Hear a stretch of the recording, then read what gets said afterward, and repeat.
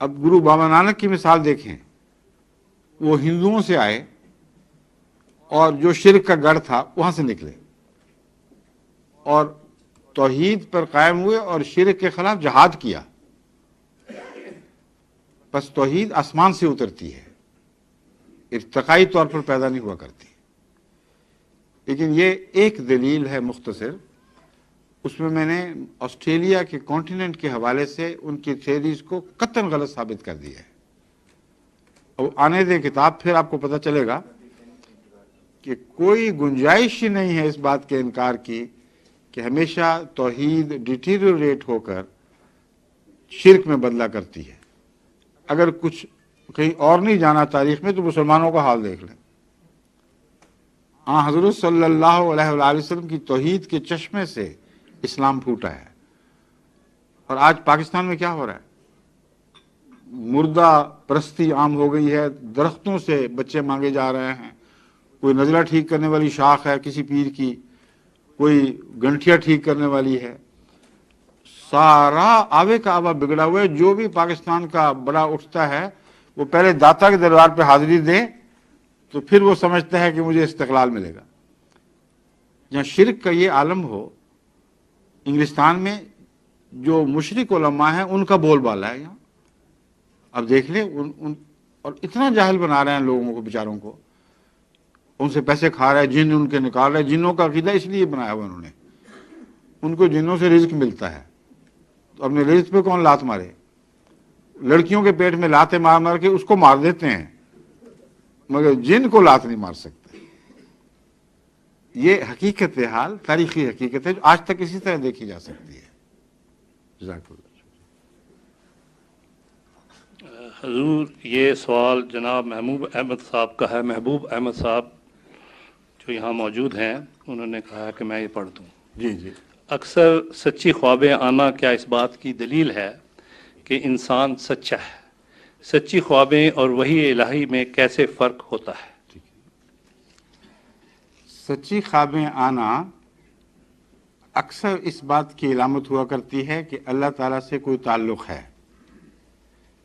لیکن سچی خوابیں آنا اس بات کی ضمانت نہیں ہے کہ یہ شخص واقعتاً نجات یافتہ ہے. کیونکہ سچی خوابیں سائنسدانوں کو بھی آئی ہیں، دہریوں کو بھی آ جاتی ہیں.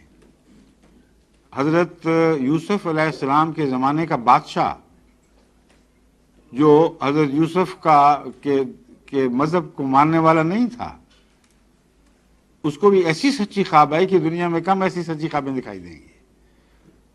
تو سچی خوابیں اس بات کی تو علامت ہیں کہ خدا ہے، لیکن یہ لازمی گواہی نہیں دیتی کہ جس کو آ گئی وہ خدا رسیدہ بھی ہے. خدا رسیدہ ہونے کے لیے ایسی خوابیں دیکھنا ضروری ہے جس میں الہی تائیدات اور نشانات ہوں جو دوسروں کو بھی دکھائی دیں. اکثر سچی خوابیں دیکھنے والے ٹھوکر کھا گئے، اپنی بڑائی میں مبتلا ہو گئے. کیونکہ سچی خوابیں ضروری نہیں، یہ بھی ضروری نہیں کہ اللہ تعالیٰ سے ہوں. ایک سائیکک فینومینا بھی ہے جس کے ذریعے انسان سچی خوابیں دیکھ سکتا ہے. اور اس کے متعلق پیرا سائیکالوجسٹ خوب تحقیق کر چکے ہیں کہ انسان اپنے نفس سے ایسا شعور بعض دفعہ حاصل کر لیتا ہے کہ گرد و پیش کی باتیں اس کو معلوم ہو جاتی ہیں. ایسے ہی ایک کیس بلغاریہ میں وونگا کا ہے، جس کے ہاں بے حد ہجوم لگا رہتا ہے لوگوں کا، اور بڑے بڑے جو حکومت کے سربراہ بھی دوسرے بھی اس کی حاضری دیتے ہیں. کیونکہ وہ ایک اندھی عورت ہے جس کو سچی خوابیں اور سچے تاثرات عطا ہوتے ہیں. بعض دفعہ اپنے دل کی حرکت سے وہ اندازہ لگاتی ہے کہ یہ ہوگا. اس کے متعلق مجھ سے ایک دفعہ بلغاریہ کے آنے والے ایک بڑے افسر نے بات کی، تو میں نے اس کو یہ سمجھایا. میں نے کہا میں نے جو مطالعہ کیا ہے ایک بھی ایسا مجھے واقعہ دکھائی نہیں دیا کہ وانگا کو اس کی تائید میں اللہ تعالیٰ نے کوئی نشان دکھایا ہو، یا جو اس کو خواب آئی تھی اس کا انذار، اس کا منذر پہلو کوئی تبدیل کر سکا ہو. مگر اللہ تعالیٰ جب اپنے پیاروں کو سچی خوابیں دکھاتا ہے تو اس کے انذاری پہلو کو دور کرنے کی طاقت رکھتا ہے اور وہ ٹال بھی دیتا ہے۔ چنانچہ فرعون والی رویا اگرچہ سچی تھی مگر وہ حضرت یوسف کی سچائی ثابت کرنے کے لیے تھی۔ جو حضرت یوسف نے تعبیر کی اس کو خدا نے دیکھیں کیسا سچا کر دکھایا۔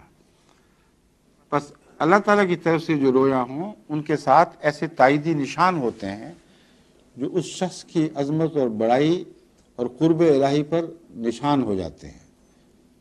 حضرت صلی اللہ علیہ وآلہ وسلم کو جو رویا اور کشوف ہوئے، علامات کو تو الگ رکھے، وہ اس قطعی صفائی سے پورے ہوئے ہیں اور تائید میں ہوئے ہیں، ہمیشہ مخالفت میں نہیں۔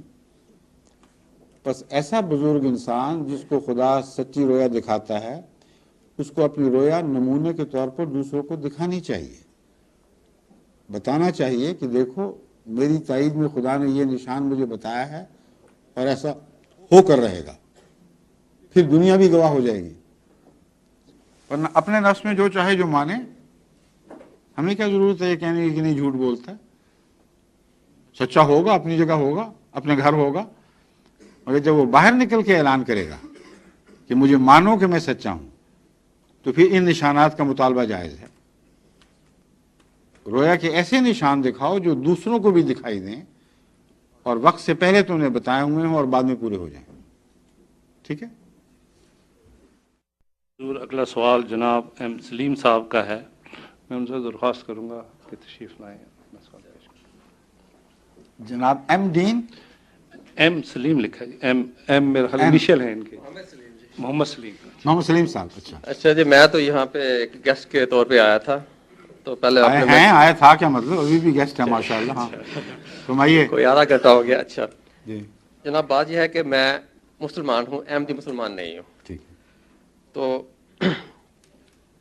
اس کا مطلب یہ نہیں کہ میں احمدی کے خلاف ہوں، بلکہ ان کا اپنا اپنا عقیدہ ہے۔ Good luck to them. ایک کویشچن ہے، دو کویشچن میری تو کر دیں شوق سے۔